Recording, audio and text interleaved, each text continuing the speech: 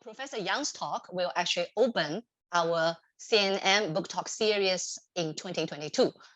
This time, as also Audrey acknowledged, we have two wonderful co-organizers, East Asian Institute and Asia Research Institute, both housed at the National University of Singapore. Their generous support made this very important event truly cross-disciplinary and far-reaching. So this talk is also the Asian launch of Professor Yang's most recent book, The Wuhan Lockdown. Professor Yang does not need extensive introduction, as many of us know him very well. But for those who don't, a few sentences here. Professor Yang is a professor of communication and sociology at the Annenberg School for Communication and Department of Sociology at the University of Pennsylvania. He is the author of a trilogy on PR China, The Red Guard Generation and Political Activism in China, The Power of the Internet in China, and The Wuhan Lockdown, this book.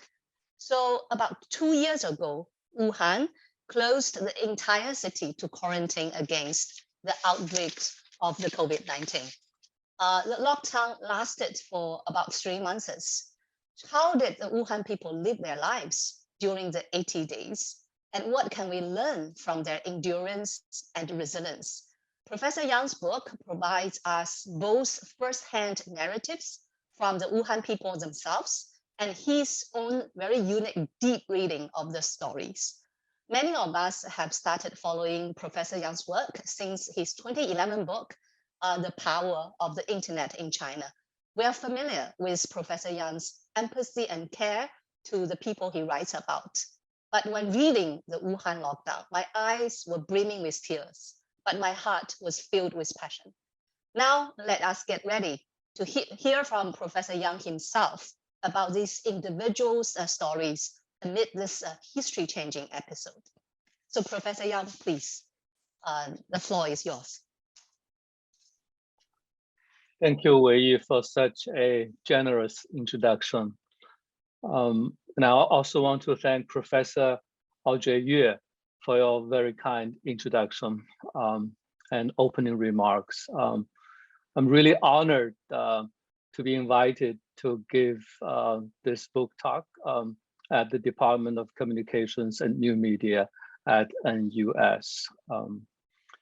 I also want to thank Professor Jack Chiu, Dr. Chen Gang, and Dr. Zhou Dongxin for their time in engaging with my book and agreeing to provide comments. I'm very grateful to the Asian Research Institute and East Asian Institute for co-sponsoring this event. More than 10 years ago, I spent a few very happy months at EAI as a visiting fellow, and I learned a great deal from colleagues there. And also quite some years ago, I attended a conference at ARI as an invited participant. So I have very fond memories of those times, and this is such a wonderful opportunity to reconnect with former colleagues and old friends, as well as new friends. So as we talk about the Wuhan lockdown today, I would like to start by saluting the great people of Wuhan. The only reason I could write a book in a relatively short time, for me, it's really a short time. I know others can write faster. For me, it's because I was deeply moved by the stories of the Wuhan people. And it's their stories which gave me the inspiration and the energy to work on the book in the middle of the pandemic. And as we all know, Wuhan was the first city in the world to be locked down due to the COVID pandemic. When I started writing this book, the event was still unfolding, and no one knew at the time when the lockdown would be lifted. There was a huge deal of uncertainty. And then to make things worse, the pandemic soon hit close home in Philadelphia and in other parts of the US and the world. So the story of Wuhan at that point became entangled with many other things, with US-China relations, with global geopolitics, with anti-Asian racism and hate crimes. And the story became very personal. The story of Wuhan became a personal story. So for that reason, I didn't feel I wanted to write a kind of conventional academic book. Academic books tend to focus on argumentation and analysis. I felt that a historical event as important as the Wuhan lockdown changed the lives of millions of people almost overnight. And I decided it would be more meaningful, at least to me, to just try to tell their stories instead of trying to analyze something or explain something. I think for me, again, personally, it's a relatively new kind of writing I was experimenting with. Although for a good number of years, I've actually, very much wanted to explore some different ways of social science writing, a style that hopefully could arouse some interest outside of the academia. I'm not sure how well this worked in this book, but that's my sort of new experiment, and I'm very anxious to hear how readers will respond to it. So a little bit about the book. It follows a roughly chronological order, starting with the beginning of the lockdown, and the lockdown, as we all recall, started on January 23rd, 2020, and ended on April 8th, 2020. So the book really just a rough chronological order, but mainly the chapters are structured by theme. So I'm going to share my screen just to show the table of contents. So just to give you a sense of the organization of the book.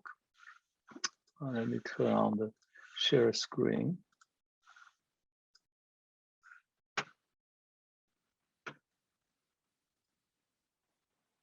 Can we see the screen? Okay. So the book has 9 chapters. So one difference from the conventional academic book is it doesn't have a theoretical introduction. It has a preface. So I have friends who ask me, "Can you show me can I read the introduction of your book?" I said, "I have no introduction. I only have a preface. I have no literature review." So the first chapter is a chapter about the very initial reactions to the lockdown, the first 20 days of January 2020. The second one is an effort to try to provide some background, some context of the longer term and the proximate conditions leading to the lockdown. So it goes all the way back to the early to 2010, 2011. Try to trace the transformation of internet culture over a period of 10 years. Beginning with chapter 3, the book begins to go into stories of the lockdown. So chapter 3 focuses on initial government policies, including policies in Wuhan, really focused on Wuhan, as well as Wuhan residents' reactions to these policies and how people managed. So it was a relatively noisy chapter, or loud chapter. We hear people crying, yelling, shouting, screaming. Chapter 4 is quieter. It's about lockdown diaries and how a lot of people are writing diaries. And then in these diaries, many of them were commenting on the policies and current affairs, but others were also writing about their personal life, reflections, meditations, ruminations, quiet. Chapter 5 is louder again, as the title suggests. Fire and Thunder refers to the Fire God Hospital and Thunder God Hospital. So this chapter is mainly about doctors, physicians, healthcare workers, and patients, as well as the construction of the two special hospitals. Chapter 6, as the title suggests, is about civic organizing. Chapter 7 is about online censorship mainly, and the other two chapters are straightforward about nationalism and the politics of mourning and remembering. So that's the kind of rough, the organization, the structure of the book, structured around themes, rough chronological, but I think it's sort of, there is some kind of openness in terms of the structure, in the sense that you don't have to follow closely one chapter after another to follow the logic or the argument, because I was not trying to engage in argumentation. So I think readers can just pick any chapter, any page to go in, and then get a sense of what's happening, and then could also shuffle the chapters, could juxtapose the chapters, and that's sort of partially intentional. I wanted to sort of have some degree of narrative openness. You'll see I have my own interpretations of the stories, but oftentimes I think the interpretations are left open to the readers. Readers can draw their own conclusions. So that's the structure, and I'm going to stop sharing. And then go on to talk about several aspects of the structure of the book. So each of the 9 chapters basically presents a series of dramatic scenes. And these scenes are populated by various characters and their stories. I try to provide a good deal of cultural historical context to try to make the stories understandable. So in a way, these 3 words, scenes, characters, and context, are sort of the 3 pillars of the book's structure. Or you can also think of this as the main narrative strategies.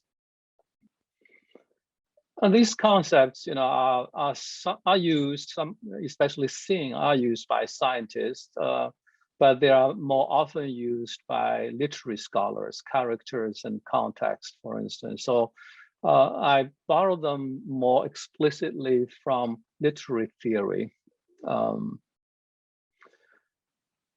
Because I wanted to focus on storytelling in the book, I really didn't want to go into any discussions about these concepts at all. They are just actually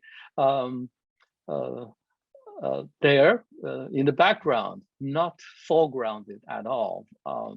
But that's why I think today I'm going to provide a little bit of background discussions about these concepts, and hopefully this will be some useful information for engaging the book. So first, scenes and characters. I said I borrowed these concepts from literary theory mainly, but in a way it wasn't me, deciding to focus on scenes and characters. I actually, when I started writing, after a while, I realized I was writing about scenes and characters, so it was the scenes and characters of Wuhan that in a way forced themselves upon me.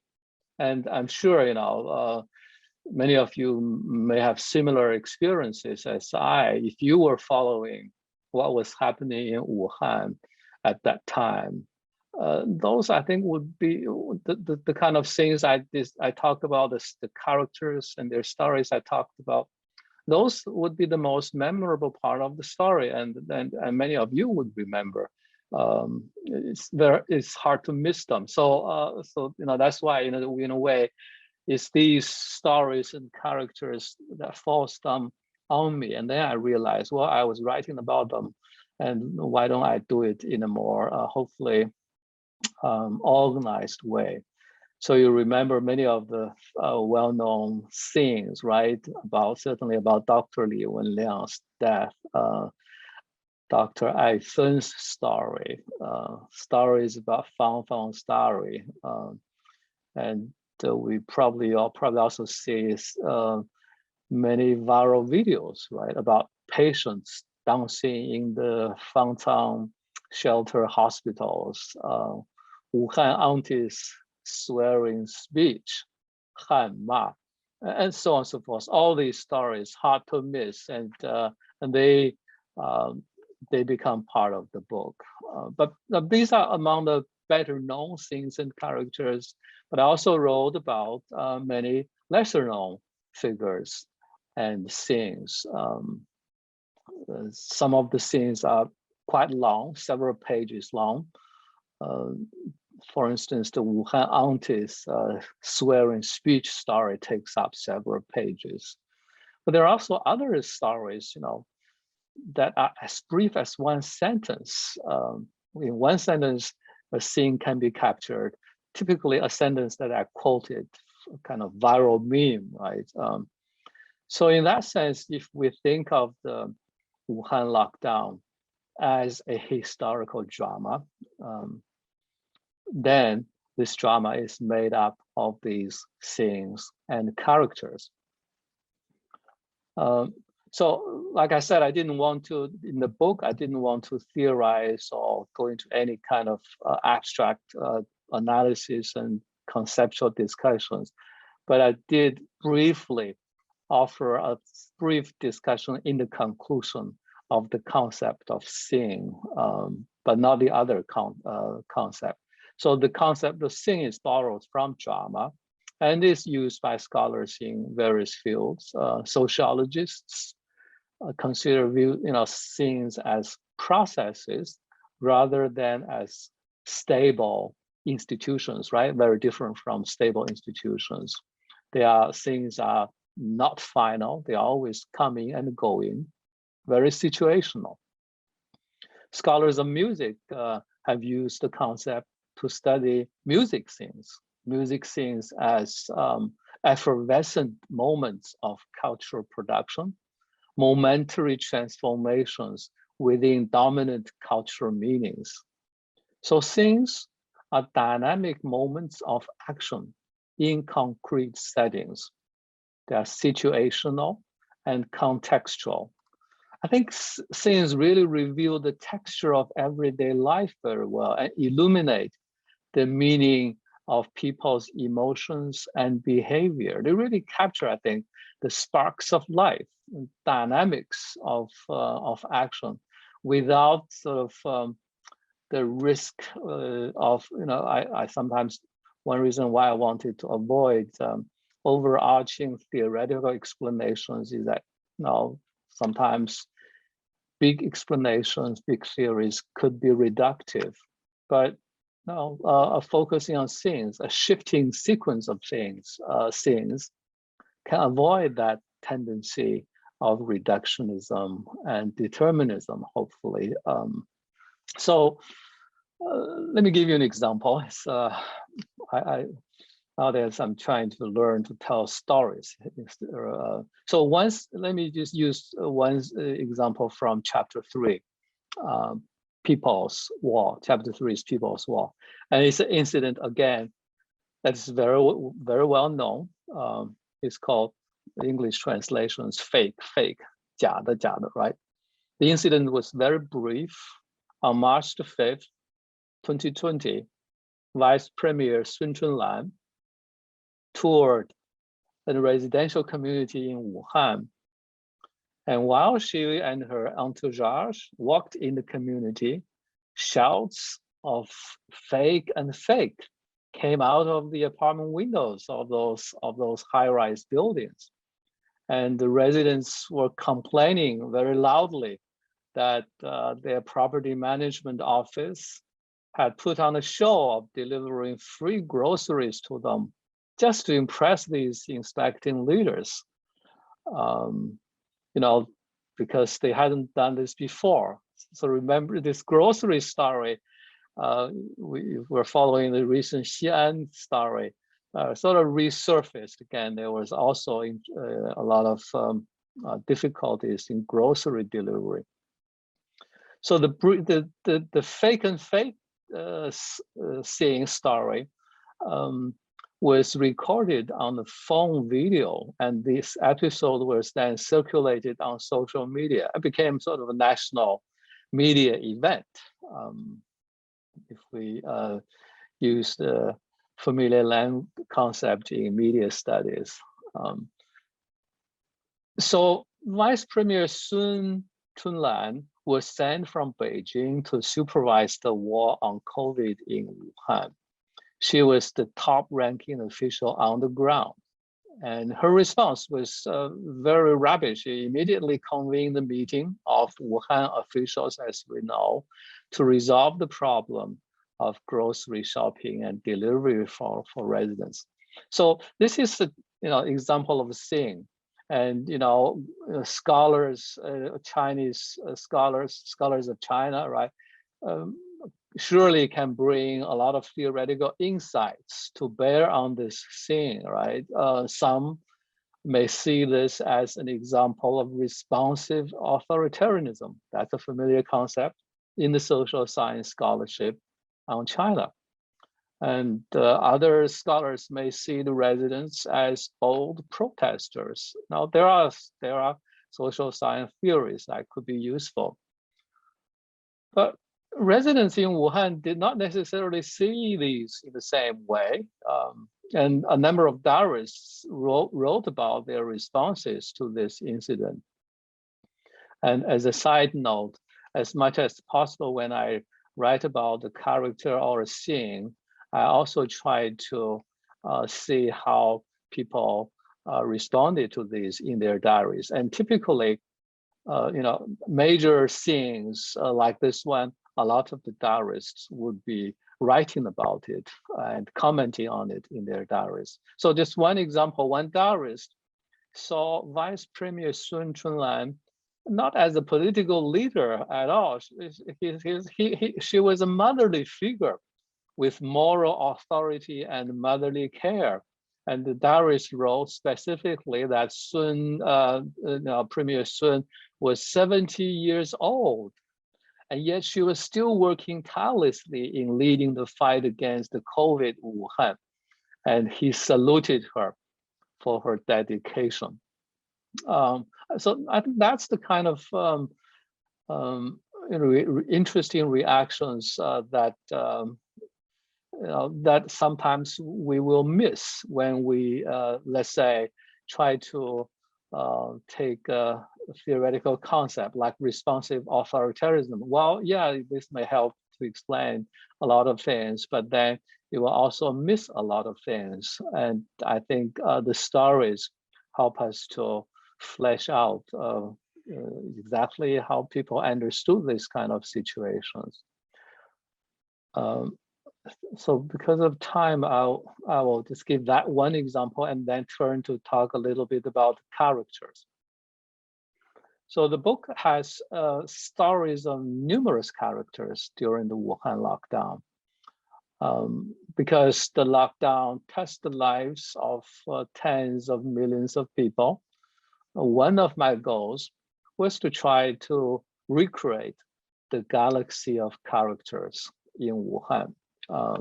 And there are people from different walks of life. As I mentioned, healthcare workers, patients, diarists, volunteers, writers, delivery drivers, retirees, and many more. So why focus on characters? That's not a kind of, again, typical social science approach. For me, one advantage of focusing on characters rather than plot, plot as a structure, is that it is less likely to focus on characters. It's less likely to produce a linear and teleological story.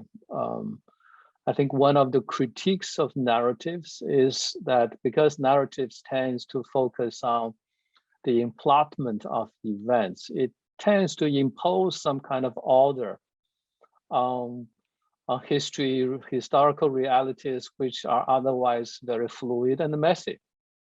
So that's why the book follows only a very rough chronological order, and we can, the history of the lockdown itself, even within the 76 days, it was full of upside downs and reversals. It was not a linear story. So I didn't want to sort of present a linear story of progress.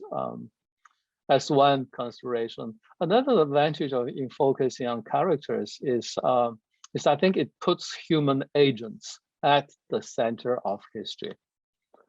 I think, again, my personal view is, a lot of social science writing, it's not particularly good or interested in telling stories of human beings.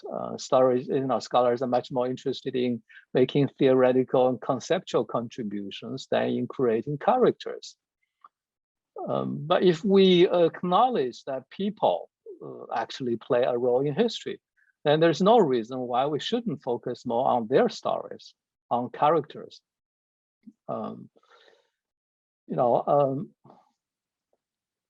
Others may ask, characters about these are individual stories, right?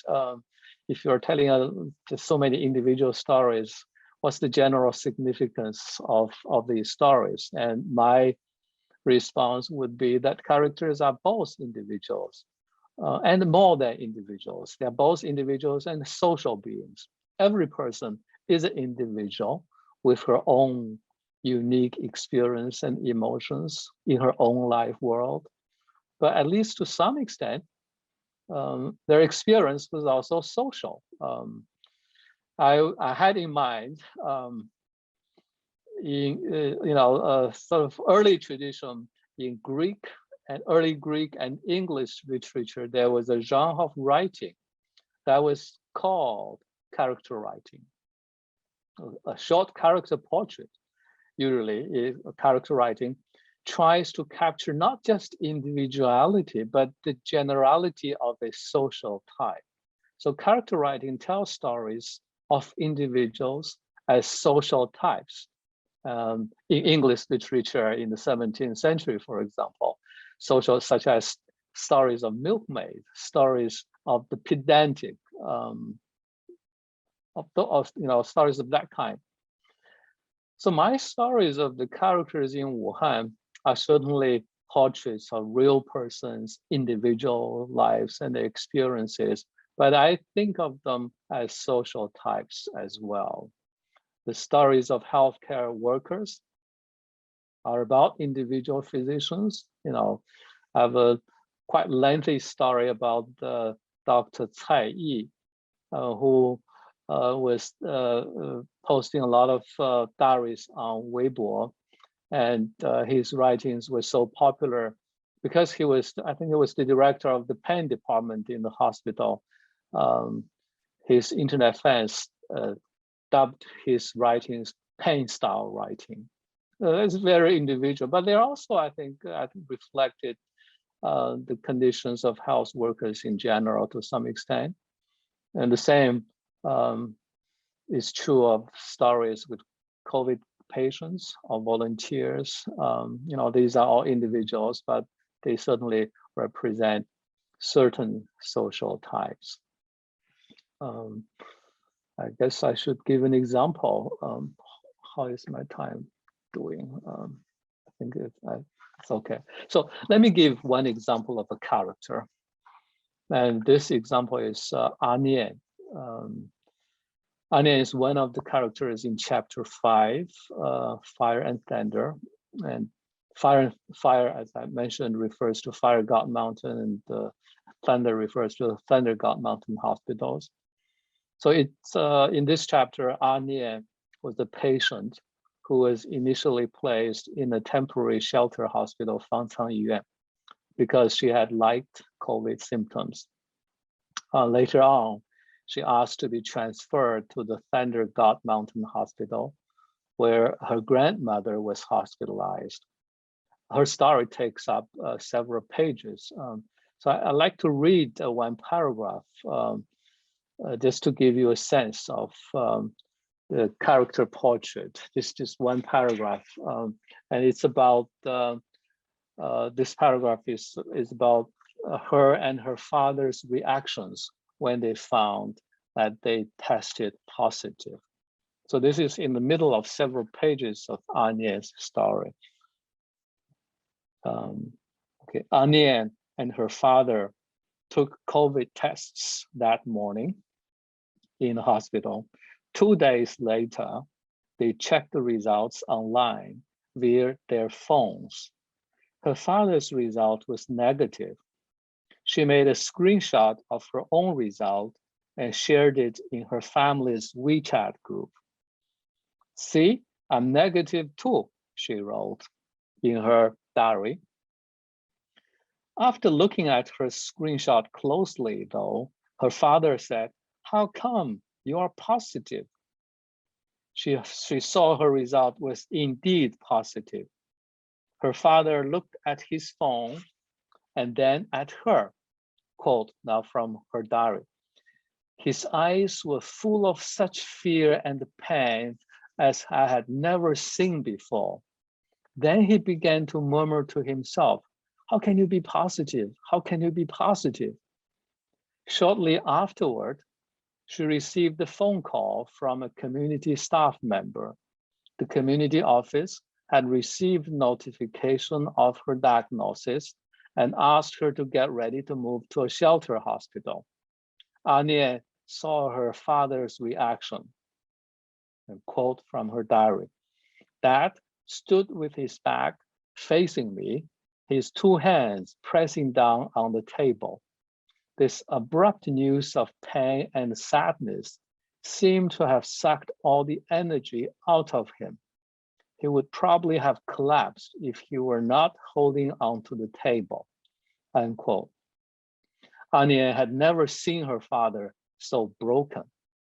So I'll only read this one paragraph to give a sense of a character's story, but how that personal, very personal individual story can also be social. I think they are social in the sense like Anian's story tells us a lot, not just about her own fears, love, but also the fears and love and emotional ups and downs in many families in Wuhan during the lockdown.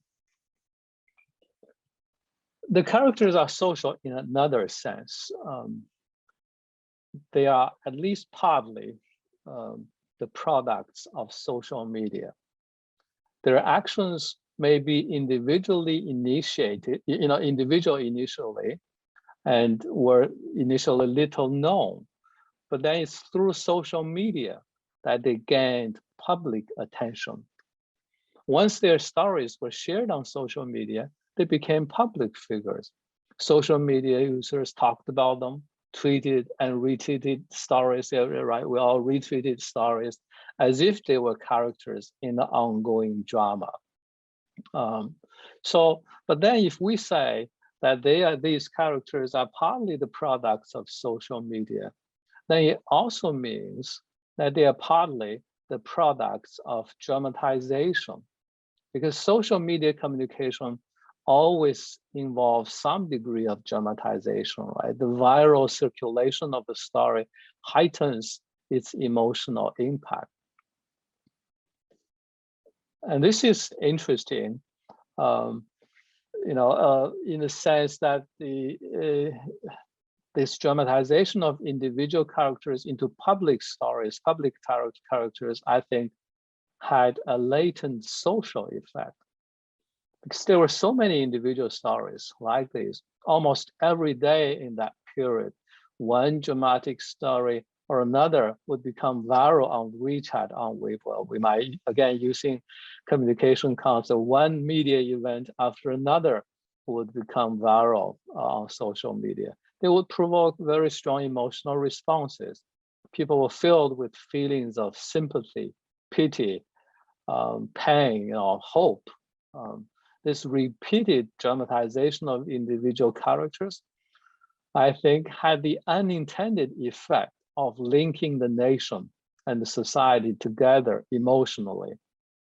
And even when there were disagreements about the stories of certain characters, and we know there were quite a bit of that, I think there was still quite a strong sense of emotional energy there. And this kind of emotional energy created through social media dramatization of individual stories, I think, played a role in uniting citizens emotionally in their fight against COVID. Certain kind of emotional solidarity, I would think. So I think I should just be very brief about the final little bit I want to talk about. So I talked about scenes and characters. Just final a little bit about context. A few words about context. So there is a lot of debates about context. Literary scholars debated for a long time about how context matters to the understanding of texts. Some scholars think they don't matter that much. Others argue that it's impossible to understand texts without context. Historians and social scientists are also very much engaged in this debate. I think the importance of context varies with context. I think in studying China, it's especially important to consider context. I think providing more context can help to improve our understanding of contemporary China, partly because I personally feel that contemporary discourse about China, whether it's academic discourse or popular discourse, often does not provide adequate context. So even though the book focuses on storytelling, descriptions of scenes and characters, I do try to provide as much context as possible. And the contexts could be historical background, could be cultural references and allusions that I wanted to explain. So it could be social and political environment. There was a difficulty, and I still don't know whether I did it correctly or incorrectly. There's a challenge to decide when to provide context and what kind of context to provide, right? And what not to provide, because potentially then the book will become extremely long. So my main consideration when I was working on the book was to try to provide more context for issues or matters which might be particularly controversial or particularly complicated, or which have deeper cultural resonances. This brief example, for instance, the chapter on lockdown diaries has some pretty lengthy discussions about early diary writing, to try to help contextualize the meaning of not just lockdown diaries, but diaries themselves as a genre, because at the beginning of the lockdown, when diaries were becoming popular, there were also critical voices about the possibility of writing diaries in the Chinese context. So I try to provide the context of diary writing in all the way back to the Cultural Revolution.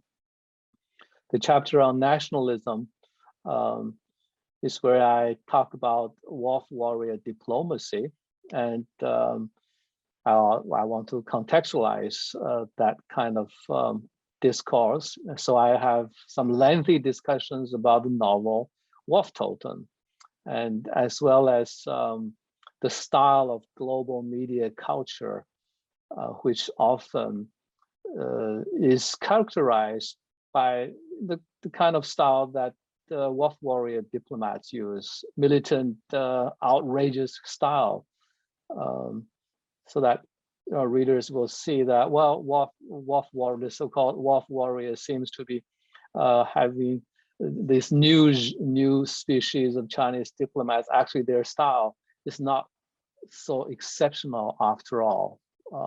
It's part of a global media culture even.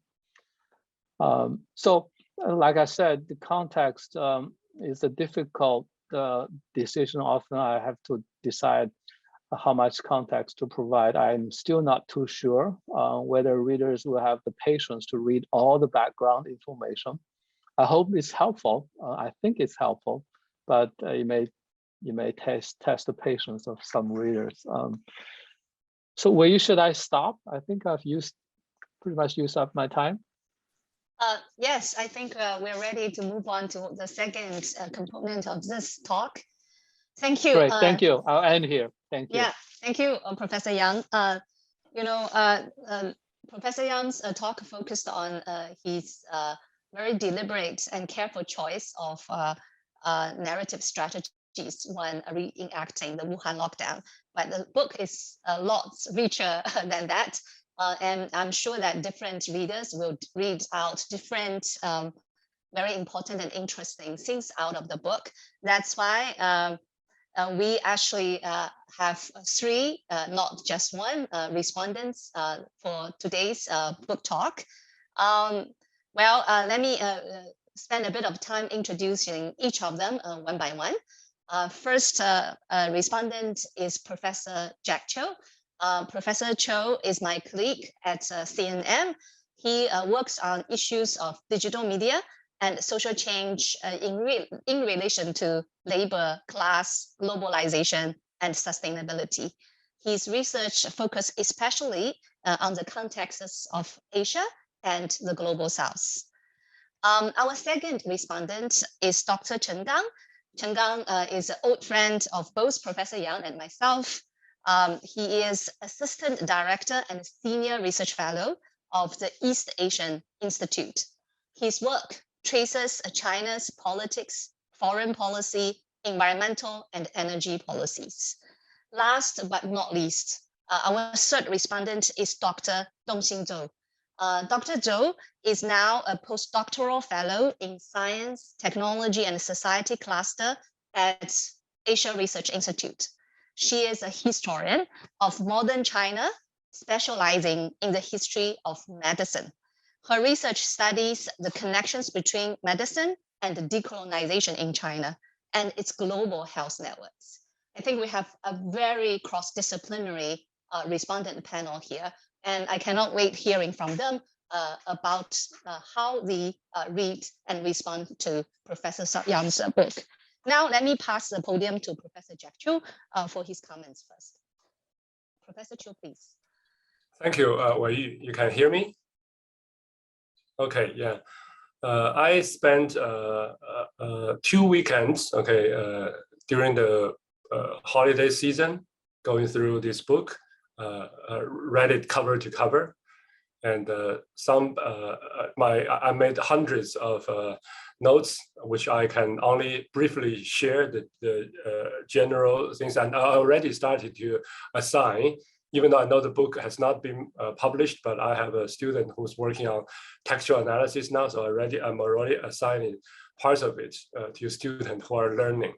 I would urge everyone to buy this book, and read it and use it. I think it's definitely a inspiring, exemplary work of our time.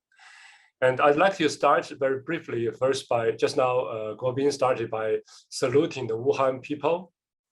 And I am actually from Wuhan, although my Wuhan residential ID expired a decade ago, but I spent the first two decades of my life growing up in Wuhan.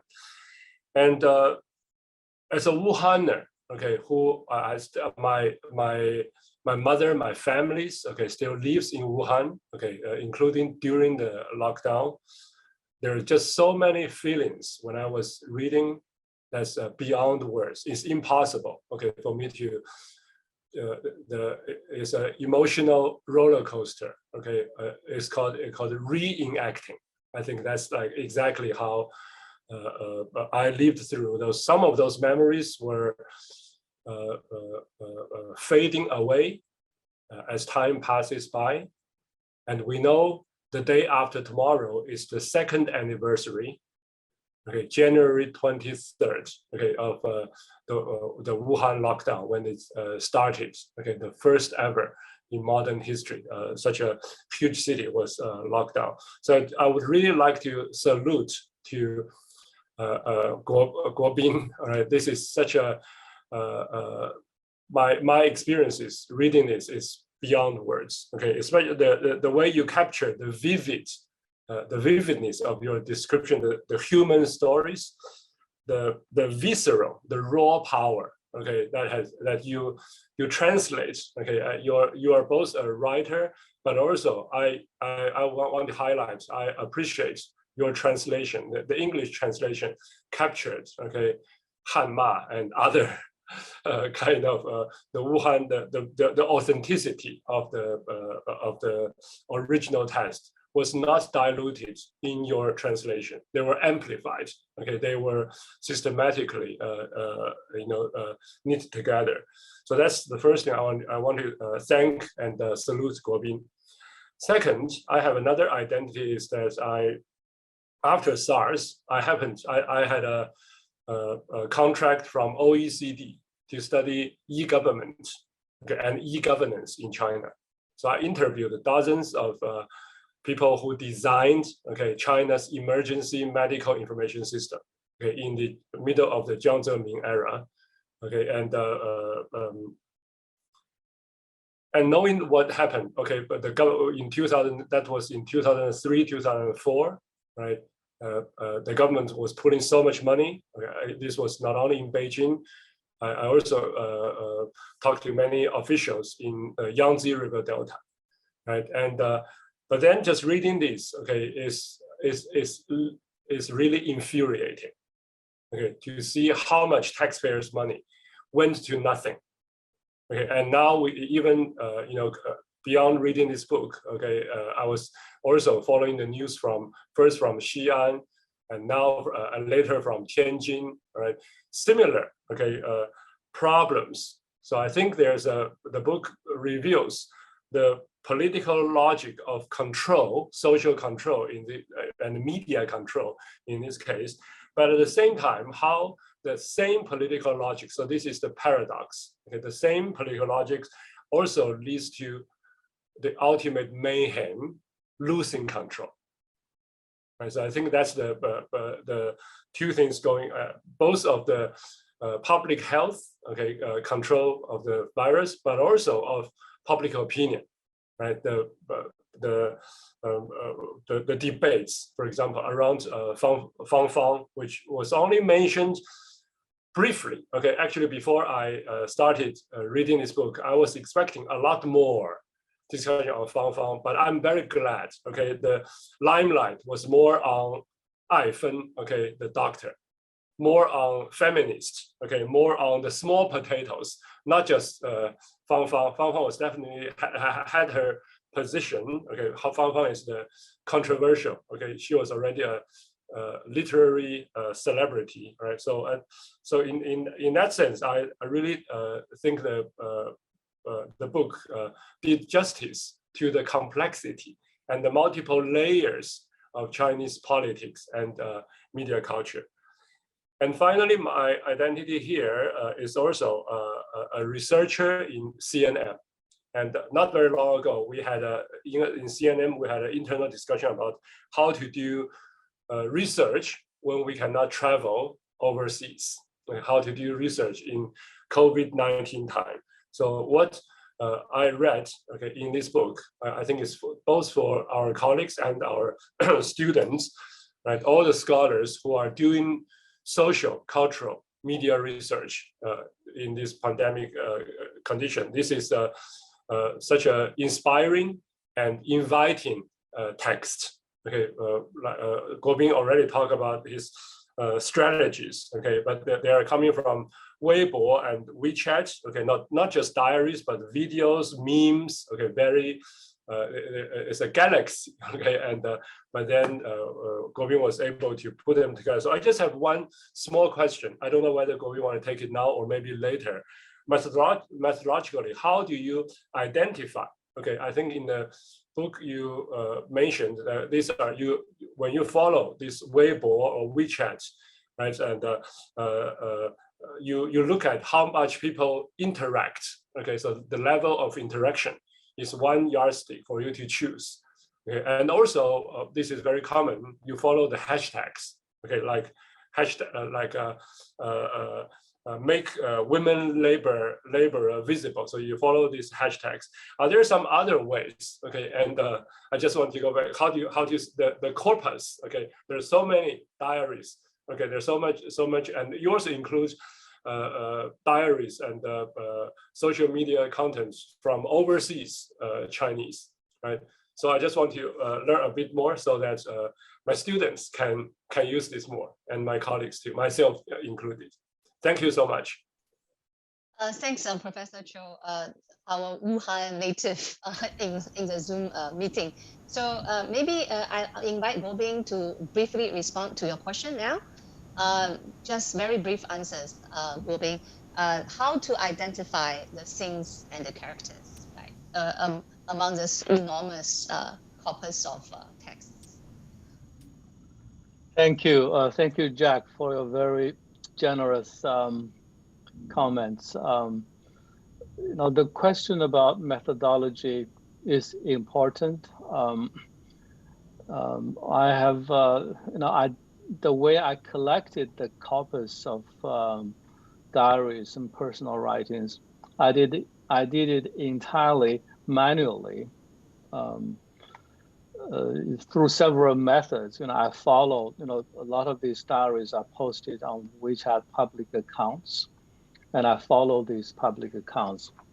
And many of them also posted their diaries at the same time on Weibo, like Fang Fang and Guobing and many others. I followed these as well. And I, of course, also used search engines to find diaries. And search engines, many of us probably have similar experiences. Search engines can be very predictable, can be very unpredictable. So, which means you have to do repeated, iterative kind of searches. Sometimes some diaries you can't, when you search today, they didn't show up, but several days later they may show up. It's just unpredictable. And I did quite a bit of that. And I just tried to collect everything that I was able to find and try to read everything I could find. At the beginning, I mentioned part of this experience of writing the book was quite personal, in the sense that this is my habit, when I was doing research, whenever I encounter personal stories, I tend to spend too much time reading these stories. When I was studying God generation, reading Sandown Youth diaries, I spent a lot of time reading those diaries because I'm just fascinated by those stories. So I wanted to read all the diaries I could find within China. I did make use of some overseas diaries, but I made it clear that only to the extent that they are relevant directly to the stories I was telling about Wuhan. So I didn't, certainly didn't make any exhaustive search for overseas diaries and didn't make use of only some of them. How to, the other challenges, as Jack mentioned, how do I select whose diaries to use and who's not to use?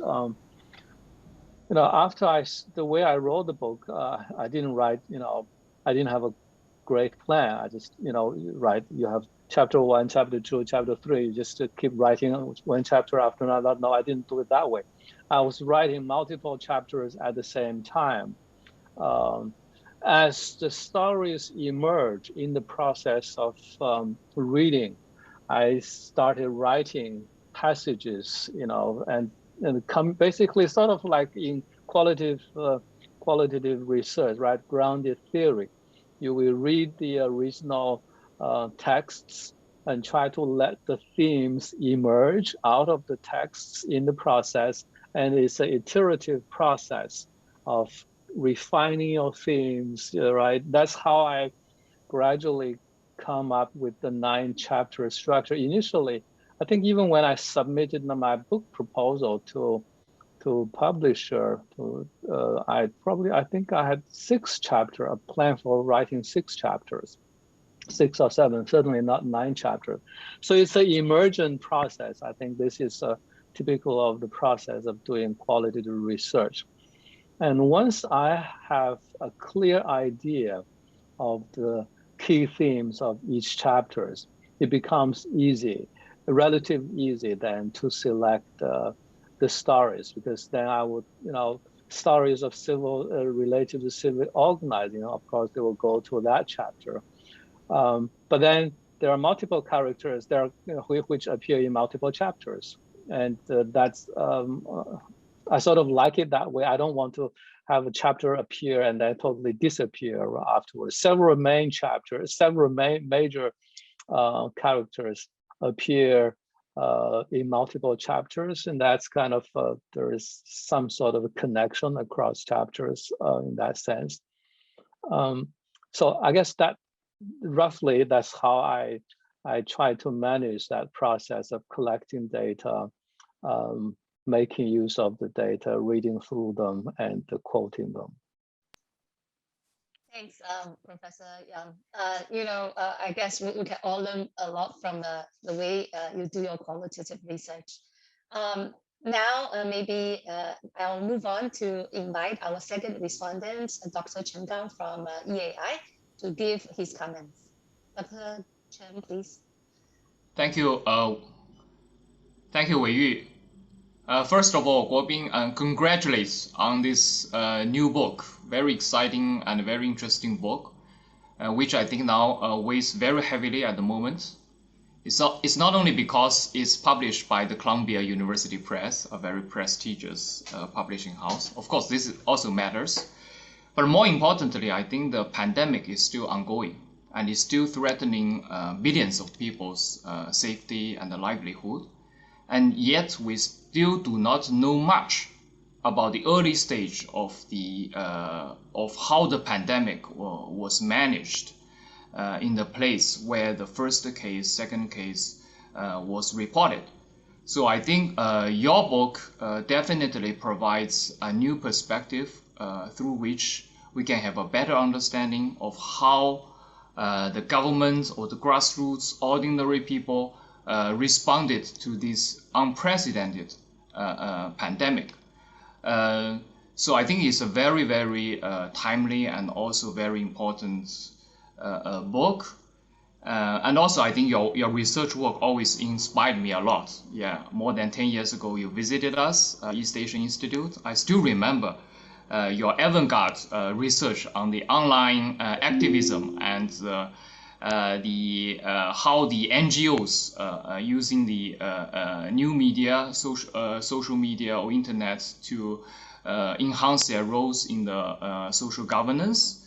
And I think at that time, immediately after the Sichuan earthquake, you made some very interesting observation on how the NGOs, ordinary people, online activism responded to this tragedy, which I cited a lot in my own book. So that's why whenever I see you or whenever I come across your work, it always reminded me of disasters. Yes, so this time again, the pandemic. Last time it was the Sichuan earthquake. No, I think this research about disasters actually is quite rewarding for the researchers, because often it reveals a kind of hidden nature of the political and the social process that normally have been carefully covered up in our daily life. So when these kind of emergencies, public emergencies or the disaster come, so many people are suffering from these unprecedented or the unexpected events, and also the government does not sometimes have a plan for that. So that's why we can see more clearly how the whole society, how the politics have been organized. And usually this kind of process have been covered up. So I think this kind of disaster studies always provides us new perspective through which we can have a better understanding of politics, economics, or sociology. So that's why for us as policy researchers, I myself actually pay a lot of attention towards disaster management studies. Yet we do not have much literature on that. I did some study on that. I found out that not many books even about China's disaster management, whether in ancient time or in modern times. So there are some papers, but not many books. So definitely I think your book, this book, gives us a new perspective, and this will definitely help us to better understand. And more importantly, I think your book has been written in a very fascinating way. And for me, I didn't find it any problem to finish it. Yeah. So when I started, I cannot stop. So because it's made up of all kinds of very interesting stories and it's related to ordinary people. I think this is very important. Because you also mentioned that actually one of your methodologies is about the oral history, which I think is a very, very important complementary part for our official history. This Wuhan's response to this pandemic definitely will be written into our human history. So 100 years later, I think our kids or maybe our grandkids will read it from the history books. Yeah. So how to frame the story, this kind of historical narrative is very important. Usually we read the history from the official narratives, textbooks, but a very important part is about how people suffer or how people benefit from the historical process. Yeah, that's usually being ignored. So that's why I think oral history is not only important because it gives us some new ideas about what has been going on, but more importantly is about the history itself. So the history is not only about the government, about the powerful people, also about ordinary people, because it affects the ordinary people more than it affects some organizations. So I think this is very important. Another thing I think that struck me most is about some stories. You already mentioned this fake story. Actually, that was really a fascinating story because it vividly, I think, reviewed a kind of one of the most important conflicts in China. In China, as policy researchers, we know there are all kinds of conflicts, like the conflicts between the urban and the rural, the coastal and the hinterland, or the north and the south. But one conflict pair of conflict that people often ignore is the conflict between the officials and the ordinary people. Yeah, so this fake thing, I think, is definitely a very vivid case to review this kind of conflict. Even today, when the Communist Party has been ruling China for so many years, this conflict has not been solved, and to some extent it's getting more and more serious, even if China is now in a era of prosperity described by the government. Yeah, so you can easily see when the disaster comes, when people facing grievances, they know how serious this kind of conflict is between the bureaucrats and ordinary people. Yeah, so you mentioned this, some explanations why there's such a conflict because of the bureaucrats' pursuit of the formalism. Yeah, so I think you introduced another very important concept for us to understand Chinese society and the politics is about the formalism. Yeah, the doufu represents the poverty. Yeah, so that's why we need to eat doufu at this 10,000 family banquet. Yeah, even when the pandemic is around the corner, people are still busy preparing this kind of banquets, and they want to eat doufu because they just completed the job of poverty alleviation. So doufu represents poverty. This is another kind of formalism I learned from your book.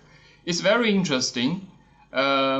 So I think for our social scientists, it's our job to understand why the bureaucrats always pursue this kind of formalism.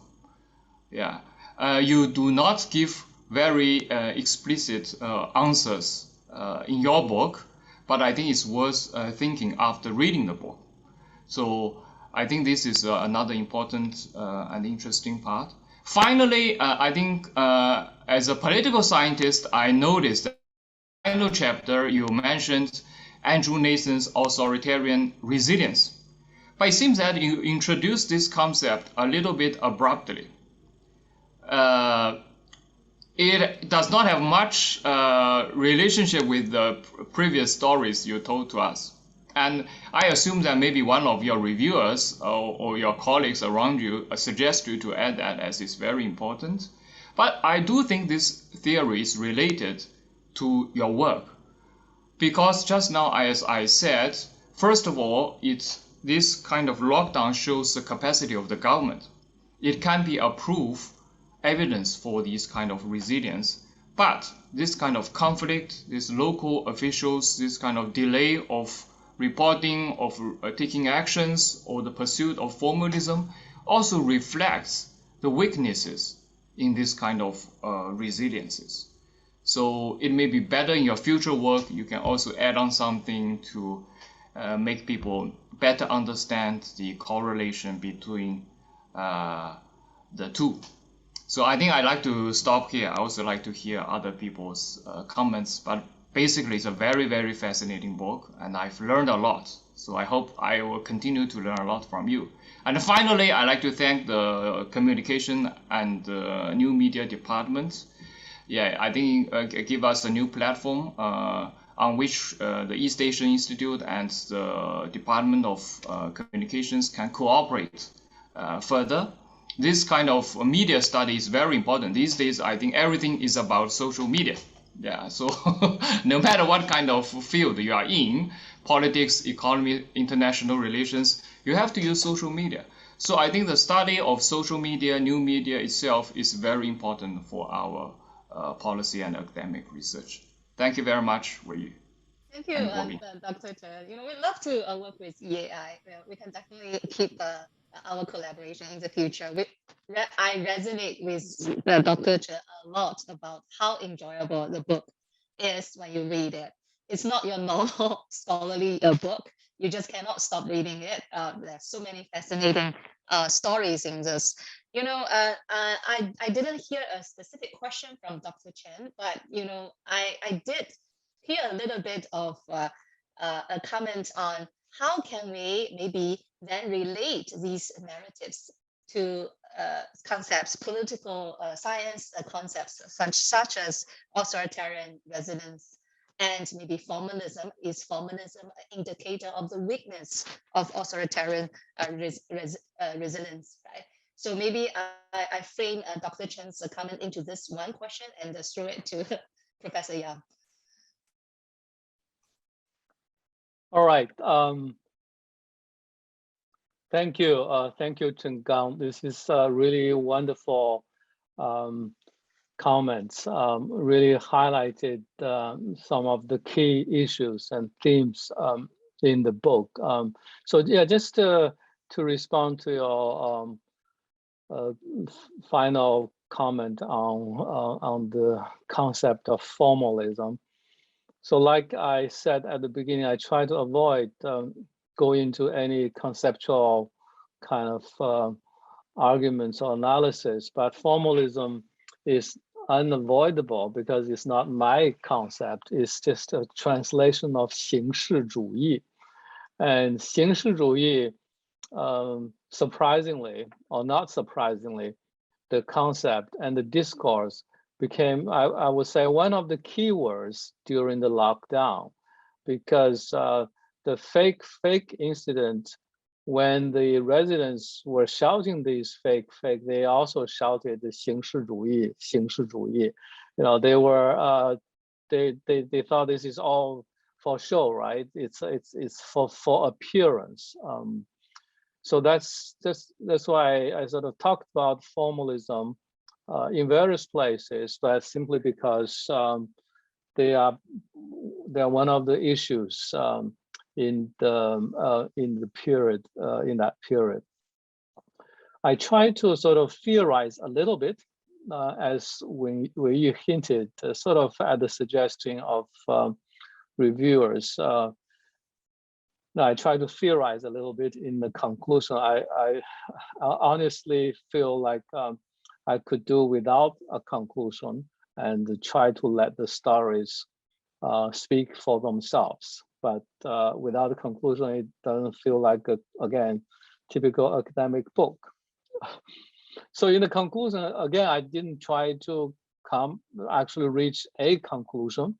I tried to go into some theoretical discussions, highlight some common themes across different chapters, but still more or less left it open to the readers to. I didn't give a central argument or thesis because I wanted to, like Dr. Chen mentioned, we are still in the middle of a pandemic. I feel that, you know, writing the book in this process, it would be too hasty to jump to any kind of conclusions. You can reach conclusions about any particular story or character in the book, but the overall conclusion, I don't want to draw the overall conclusion for the readers. I want the readers to draw their own conclusions. History may prove us all wrong. I don't know, right? We're still in the middle of the pandemic. So that said, in the conclusion, which I didn't talk about at all, I can just very quickly say a few things. Conclusion focuses on sort of four concepts, finally. One is the politics of appearance, which is where I talk about formalism. The politics of appearance is partly responsible, let's say, for the lockdown. As Chen Gang mentioned, there's a kind of paradoxical logic there. It's responsible in part, because of the concern for appearance, for form. In the early days of January, Wuhan was holding its local People's Congress meetings. And as Fang said in her diary, she, based on her own experience of being a delegate to People's Congress, that's the time when you don't report bad news for the sake of appearance. And this was, in other words, partly responsible for the abrupt lockdown. But the politics of appearance is not all bad. It's, politics everywhere. I mean, social life, to the extent any life is social, we have to care for appearance, right? We have to dress up to go outside or to go to class. Appearance is important in positive ways. So once the lockdown started, politics of appearance worked in positive and negative ways. Negative ways, the example of fake and fake is a criticism of this kind of formalism, but the kind of concern with appearance also mattered in the sense that the mobilization of the people's war on COVID, whether it's from the top policymakers or from the bottom up, there was actually a lot of attention to appearance. You have to sort of have a militant style of fighting the COVID, right? To show that there are ways of demonstrating courage, showing your solidarity, and so on and so forth. But that's that's one of four conditions which I basically suggest the variations of these four themes underline a lot of the things in the book. The other three, the second one is active citizenship. And here is where I brought in the concept of authoritarian resilience or responsive authoritarianism, which is such a dominant concept in political science. I feel that because it's so dominant, we tend to neglect or forget one fundamental aspect of this. What does what do the bureaucrats respond to? They respond to citizens' demands. The premise is that citizens have to voice their demands. If the citizens just remain quiet and sullen and apathetic, there's nothing to respond to. And therefore, in other words, responsive authoritarianism depends on the active citizenship. And why do citizens act? The third condition I try to explain is it's not only a matter of laws and regulations. Citizens act upon moral obligations and social relationships and so on and so forth. So the third factor is moral feelings, a moral economy among the citizens. So I have a story about the village leader in chapter 3, broadcasting warnings to the villagers to stay home. It was during the Lunar New Year time.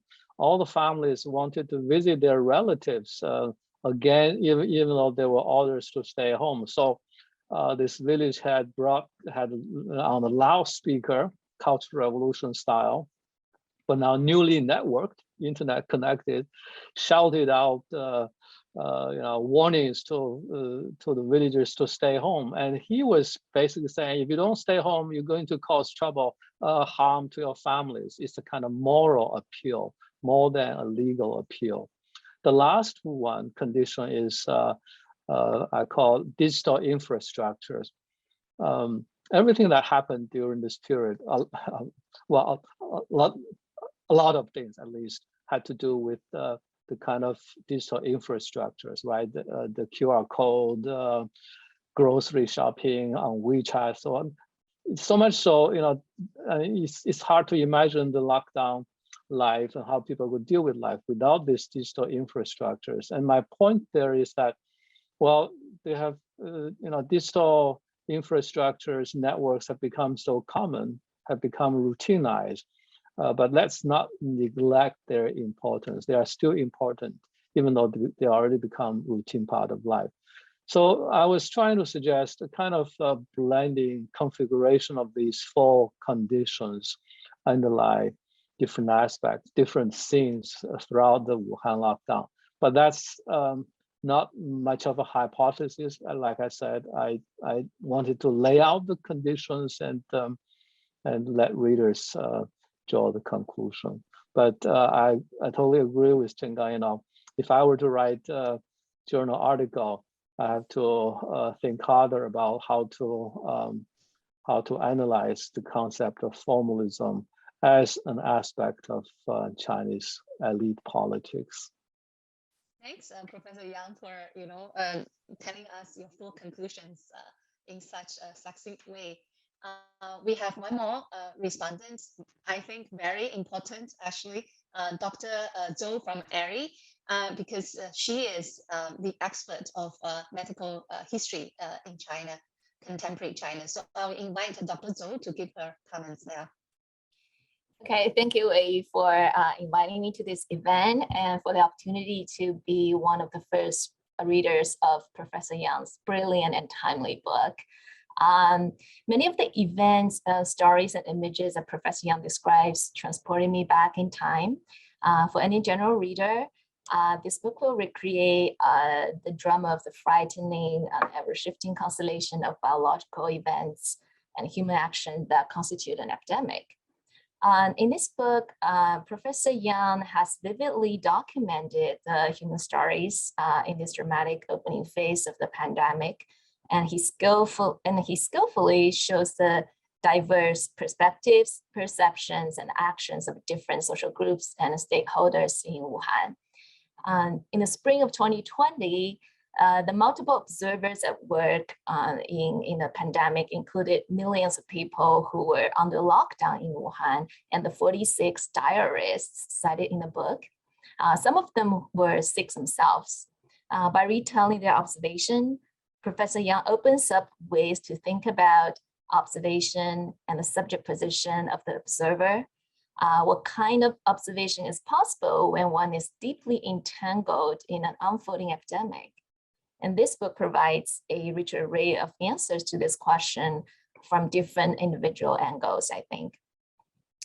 I like Professor Yang's careful analysis of the intersection, cross-referencing, circulation, and reformulation of those different perspectives. The diarist's knowledge of and arguments about proper social responses to the lockdown emerged collectively as they found other people experiencing similar anxieties and fear via various social media.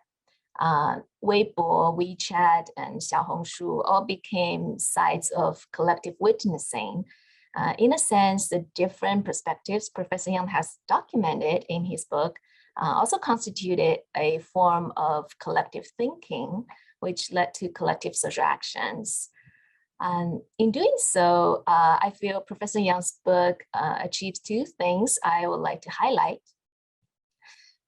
First, for the people of Wuhan and China as a whole, he helps preserve their memories from the ephemeral online digital space, and especially the messiness of a bottom-up history that is now being reshaped by the government into a uniform and mostly celebratory narrative. And second, for readers outside China and used to obtaining information from US and other Western media, he offers a much more nuanced and balanced account of how Chinese authoritarianism with a heavy citizen surveillance apparatus could endure the epidemic by co-opting active citizen participation.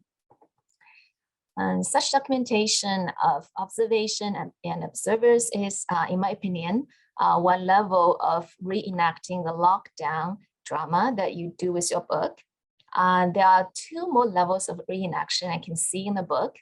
One is how the epidemic was simultaneously reenacted in social media. The other is about how the lockdown experience has reenacted the structure of earlier epidemics. On the first point about lockdown and social media, Professor Chen and Dr. Chen have already made some remarks. Speaking from a non-media studies perspective, I find that your book shows clearly that the epidemic existed at several levels simultaneously. For the people in Wuhan, it was a biological reality. But for most Chinese and people outside China in early 2020, it was a media reality. The lockdown unfolded as mediated scenes reenacted through smartphones and video camera, primetime television, and social media. So for all of us who are outside Wuhan in China, we struggle to separate argument from opinion and separate evidence from rumor and internet memes. On this level of reenaction, I feel you've helped us distinguish the real signals from the noise, recover marginalized voices, and further understand the social and political conditions and the timing under which certain opinions emerged and prevailed. So in your book, you discuss different media agents, including Chinese commercial media like Caixin and Jiemian Xinwen, which provided much needed information that can be found in the state media. There were also other information disseminators, such as the diaries you write about. Beyond the diarists, it would also be interesting to hear your thoughts about the so-called citizen reporters, such as Chen Qiushi, Zhang Zhan, etc. And as a historian of medicine, I'm also really interested in the third level of reenaction. In many ways, the Wuhan lockdown experience reenacted the traditional dramaturgic structure of epidemics. Historian Charles Rosenberg famously suggested a dramaturgical model to liken epidemic responses to the acts of a play. And he defines 4 discrete acts in such a play: the initial denial of the existence or severity of the epidemic, followed by explanations of the perceived vulnerability or resistance of individuals or groups to the epidemic, and followed by the gradual process of taking collective action. And finally, the end of the epidemic crisis with the assessment of public health policies and of lessons learned.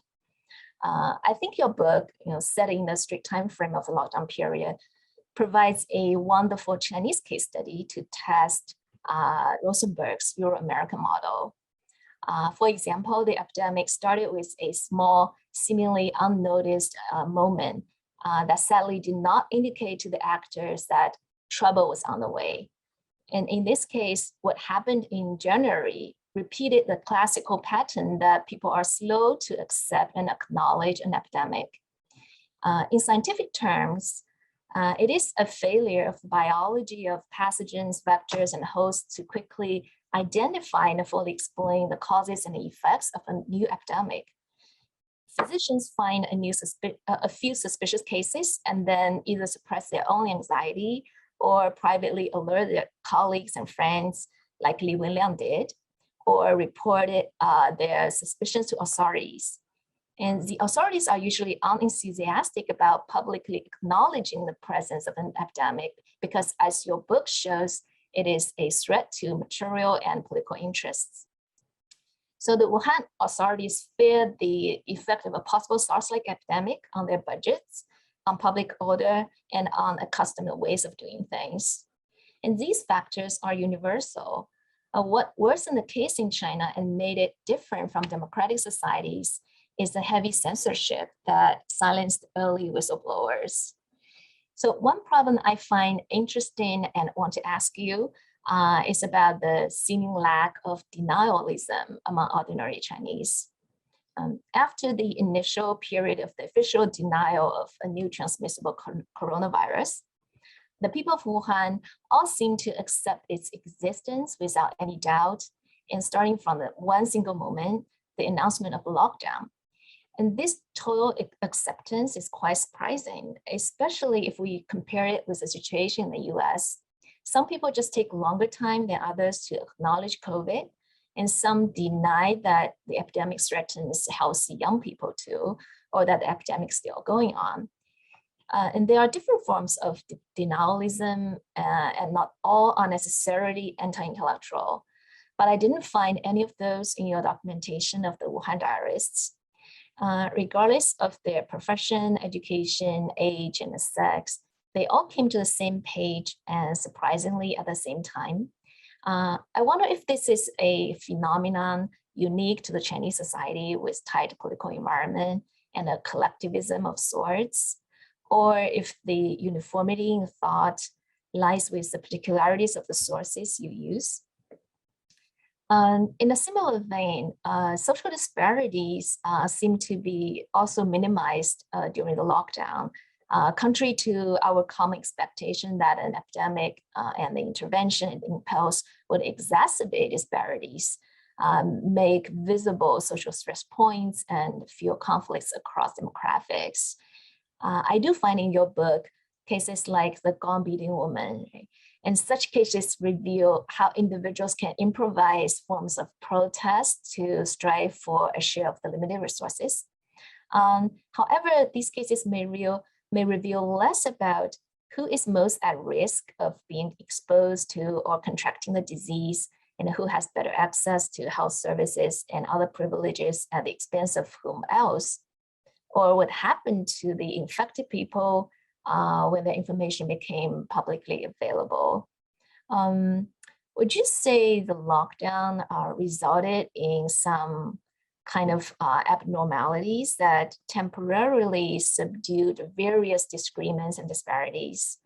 And if this is the case, did these become intensified later after the emergency status was lifted? And finally, I'd like to talk a little bit about chapter 5, which focuses on physicians and patients. And in this chapter, your attention is mostly directed to their emotions, such as sorrow, fear, optimism, and camaraderie. As a reader, I was so moved reading about Annen's story. And in this chapter, you also address the important question of the doctor-patient relationship. During the lockdown, medical workers were highly valorized. And this is an illustrative example of how epidemics can change social relations. At least in the short term, the previously strained relationship between doctors and patients in China was suddenly ameliorated. And I share your wish that the recognition of medical heroism will translate into some longer term gains. And from the perspective of the history of medicine, I'm wondering if you can tell us a little more about the lived experience of epidemic illness, how patients felt the pain and the long-term effects after they left the hospital, and how they grapple with the meaning of the epidemic from a sickbed, how their understandings of disease and life different from those of healthy people. And also, what about those who endure illness outside of the hospital? In addition, these diaries also discuss infectious agents, medicine, the laboratory and its intellectual products. There is a mention in passing in one entry when the author criticized the panic stockpiling of a Chinese medicine, Shuanghuanglian. I would expect that medical self-help and the methods of prevention and treatment will be among the hotly discussed topics in online forums, and ones that likely change the ways in which the people of Wuhan live their lives. I think, okay, I'll stop here, and thank you very much again for this extremely important work, and please feel free to respond to whichever of my questions you and the audience feel are most useful. Thank you. Thank you, Dr. Zhou. You